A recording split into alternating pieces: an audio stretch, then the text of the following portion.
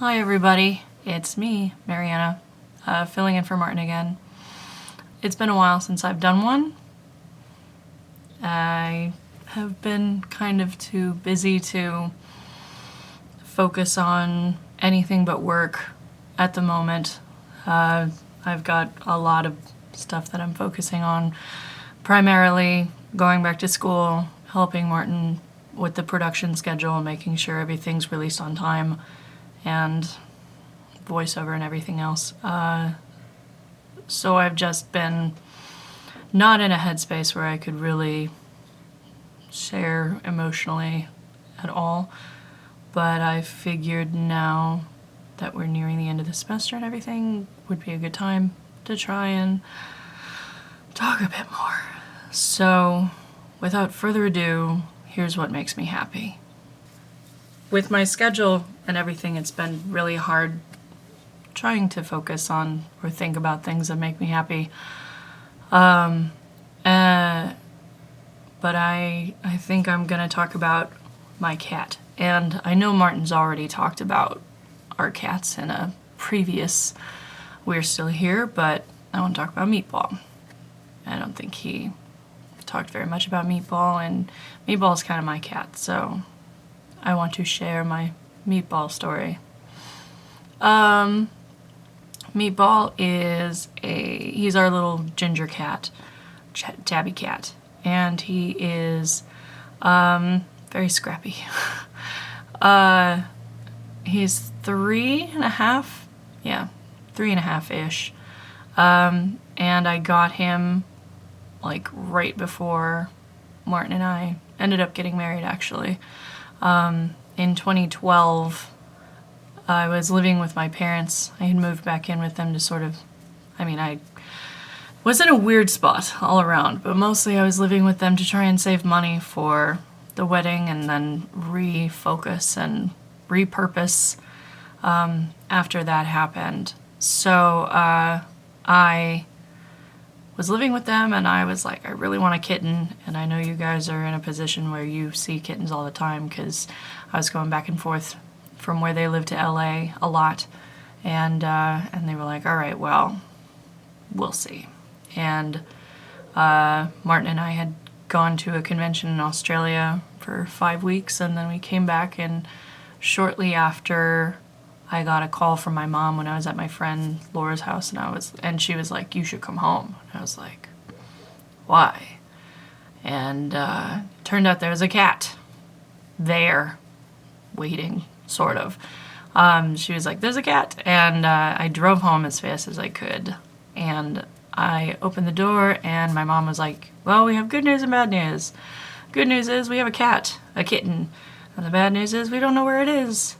So I was very upset because they have a lot of dogs and they didn't want the kitten to get hurt. So they locked him in a crate in the garage until I got home and I could sort of like decompress it? I don't know. But I go out in the garage and there's nothing in the crate. He had gotten out somehow. So I spent a half hour, an hour trying to find this poor kitten, and I had to climb inside of the dog crate and look around like the furniture that was in the garage. Californians don't use their garages for cars, by the way. We just don't. The weather's too good. So underneath this, like, I don't know, chest of drawers or something, there was this tiny, tiny little ball of like orange puff. And I found him. So I like managed to get him out without killing him, and I carried him back to the bedroom, and I didn't know what to do with it. He was so small and so cute. He had these huge ears. These huge, huge ears, and this massive pot belly. He was a little feral kitten. People were giving away the litter in front of like a Ralph's or something, and I guess they had just found these kittens. I don't know, but either way, he was very malnourished, and his fur was a mess, and he had this big old pot belly because he didn't eat properly, and he was just a little scamp. And he had a broken tail, a little crick at the end of his tail, and I didn't know what to name him. Everyone said Batty because he had these massive ears, and I was like, no, ears are temporary. But meatballs are forever. I don't know. He just had this big old belly, so I called him Meatball. That was very awkward at first, but now it's like secondhand. Say it without even thinking about it. And he was like, he imprinted on me, or he fell in love with me right away, and I fell in love with him right away because he was just, I love orange cats. I think they're the cutest. They're adorable. And he fell asleep in my lap that night, and we cuddled and everything, and he has not left my lap ever since. He's like my teeny little soulmate. He has this really high-pitched meow. I found out right off the bat what a talker he was when I carried him into the bathroom with me, because I was, making sure that he was okay and he didn't get in any trouble. And I set him down on the tile, and maybe he was like cold or something, I don't know, or maybe he was just like, why are we here? But he just kept crying the entire time we were in the bathroom. And it was ridiculous. And like if I would leave him in the bedroom after that, and if I left the room and came back even like 2 seconds later, I would come back in and he would just cry and cry and cry and cry and cry. He missed me or something, I don't know. But yeah, and every night before I went to sleep, he would come and curl up on my chest and peep me to sleep. I don't know what the proper verb would be. Yeah, peep me to sleep. And he has this enormous purr. It's like a little tiny lawnmower, I swear to God. It's ridiculous. But yeah, he doesn't really like anyone else. It's not that he doesn't like anyone else. He's just very mistrustful. He's very skittish and shy, and but for whatever reason, I'm like the only person that he really came to like and trust enough to let him pet him a lot or anything. Whenever I'm having a bad day or whatever, he'll come and he'll sit in my lap and he'll look up at me and he'll go like slow blink and loud purring, and he loves soft things too. He's so funny. We have this, like, my parents bought me this, like, I don't know, it's like a faux sheepskin blanket. It's like white and fluffy. And the second we brought it home, he started purring. Like, he looked at it and he straight up like purred. Didn't even touch it. And then he spent the next 3 days just laying on it and making bread and purring. And he's so funny. And my bathrobe too. I have like a big fluffy, sort of a velvety bathrobe. And one night he woke me up because he was purring so loud. I had left it on my chair and he was curled up and making bread on it and everything. And he's really loving. Like, even though he doesn't really trust people, he has like so much love in this teeny tiny little body with a crooked tail. And like, we brought Mozzarella home. Mozzarella's our white cat, and we brought her home when she was like 5 or 6 weeks, I don't know. It was another case of they had found these cats in their backyard and they were giving them away. And so we brought home this kitten, and Meatball immediately like just loved her. They were inseparable. They're still kind of inseparable, but I swear to God, I actually got jealous of Mozzarella because Meatball would always come and sit on me and like make bread on me and, talk to me and everything else. And then when this new kitten came along, they were so busy like playing with each other and curled up with each other, and she would like come and suck on his neck. He was basically her mom, her dad mom. I don't know what the best word would be. Her dom. No! Oh, that's unfortunate. Her mad? He was her parental unit. He was a single dad, and he treated her so well, and they would be together constantly. Because when we were living in my parents' house, Martin and I would sleep in the same bed, obviously, because we were married and that makes a difference. But we would sleep in the same bed, and Meatball would come up every night and lie on my chest before we went to sleep, and whatever. And then when we moved, I was sleeping on the left side before, and then when we moved, I was sleeping on the right-hand side of the bed. And so the night that we moved in, Meatball jumped up onto Martin's chest thinking it was me, and it was he's never been so terrified. He ran off immediately and has never slept with us since. Cautionary tale, cats don't like change. Yeah, and Meatball is just everybody's friend. Harley is our cat that we adopted in the interim, because when Spaghetti died last year, we adopted an adult cat, who was sort of similar in temperament to Spaghetti, and he's worked out really well. He's very happy here and whatever, but Mozzarella hates pretty much anything.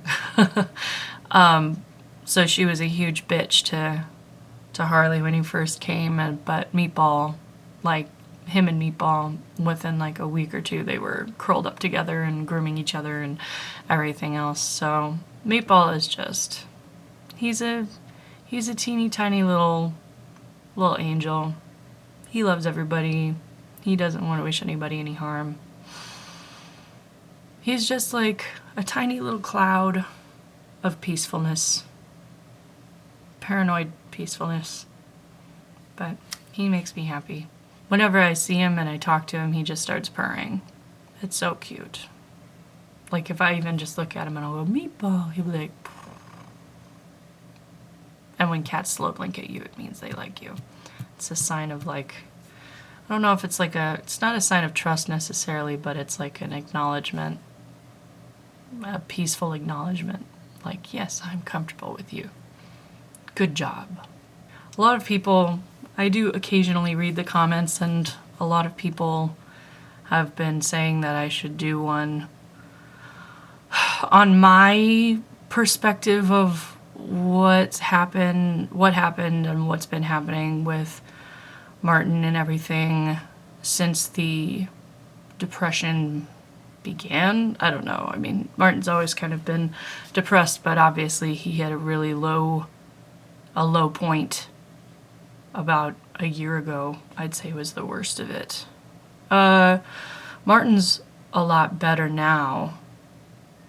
The days are, we all have bad days. But the days are pretty much steady now. There's no troughs and there's no mountains and troughs and stuff like that. When it comes to his mood, it's, pretty stable in terms of its happy versus sad content. I don't know. And it's, to say it's been a tough year is kind of an understatement. And obviously I've not been entirely unaffected by what happened. What happened. I think it's safe to say it's in the past for right now, anyway. But, especially with the suicidal stuff and then the illness hitting right after, I don't know how I made it through the summer, honestly. Martin and I have started going to therapy together, actually, to sort of try and get to know each other again, I guess. It's just, it's really hard when you basically spend over a year with somebody being a certain way and acting a certain way. Because of how they feel and the depression and stuff, and you get used to them being depressed and you don't really know them anymore.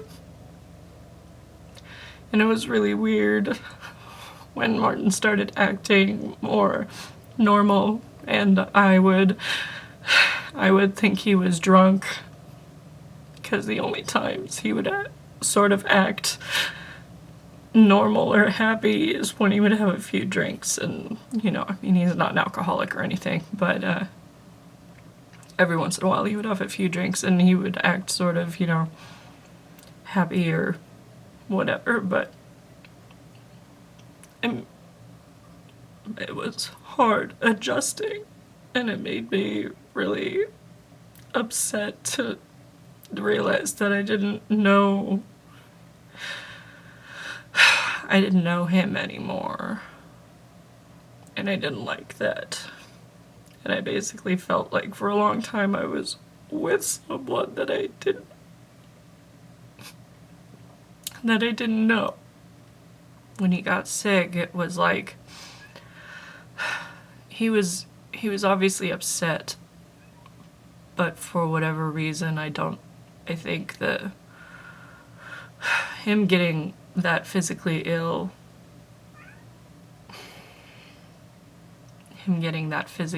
actually helped with the way he was feeling emotionally for whatever reason. I don't know. Maybe he realized that when things were in bad shape that he didn't want to die anymore. And maybe the meds actually started working. I don't know. But being there for him when he would wake up every day and tell me that he wanted to die. And then being there for him when his fucking body was basically attacking itself was tough. And I never really got any closure. I'm obviously still working with it. And I haven't really had time to focus on trying to deal with it, because I've just been so busy. But things are getting better. Semester is almost over. It's gonna be funny if we don't release this in like anywhere near when I actually recorded it, because then if it's released in the middle of April, you'll be like, bitch, my semester is only halfway through. But we're working on trying to reconnect and trying to communicate more and trying to talk through how that stuff affected me and him and everything. Because also when you know, someone you're with is that depressed, you don't know what you can say to them that will make them, you don't know if you'll say something that'll make them want to just kill themselves, or if what you're saying is like, I don't know. I mean, whatever, if we say what we're feeling, it's a valid feeling, and even if you try and say it the best way possible, sometimes, you know, people just can't handle it. And I didn't know if Martin could ever handle what I wanted to try and tell him, and so now has been through, you know, going to therapy together has been the only way that I've been able to potentially say the things that I wanted to say when I was too scared to. That's why it's important to get help when you need it right away, and don't be afraid to ask for it, because this stuff affects everybody. It doesn't just affect you. You aren't living in a vacuum. And I'm not saying that to make anybody feel guilty, but I'm saying that because you're only doing yourself a disservice, living and being completely miserable and trying to fix things. Yeah? And trying to fix things yourself. And it hurts a lot of other people. Even if you feel like you are completely alone and you don't have anybody with any sort of interest in you. I mean, obviously, anybody feels that way. It doesn't have to be true. Martin felt like he was completely alone for whatever reason. And I'm sure a lot of other people do too. And, you know, they might be married or they might have all the friends in the world or whatever. And if you're one of those people, then please try and find some help. Because it really hurts. It hurts to be given the responsibility of keeping somebody alive.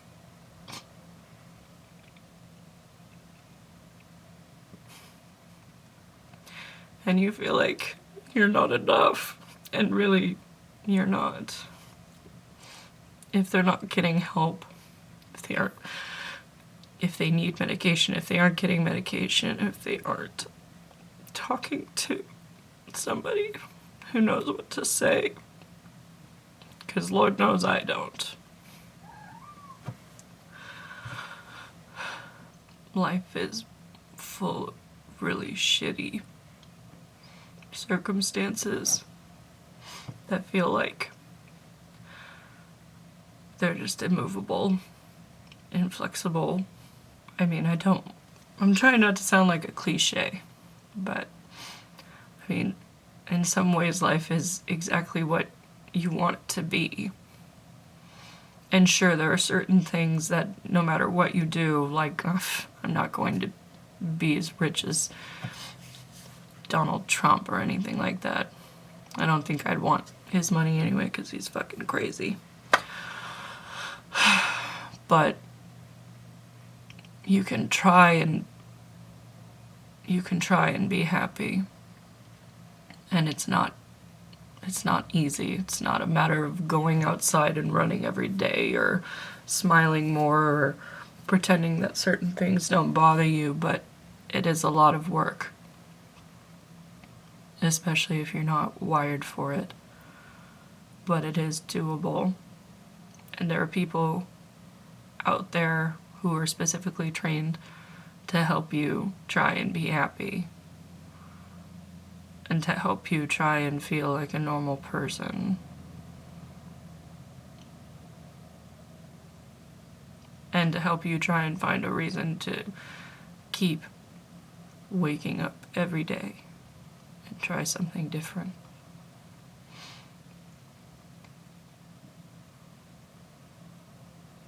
And it's hard when life is fucking monotonous as shit. It's hard to try and find a way to justify perpetuating what's happening. Whatever that is. If it's work or school or being a homemaker, raising kids. I don't know. But there is a meaning to it. And you have to find it. And you can. I wish you the best of luck.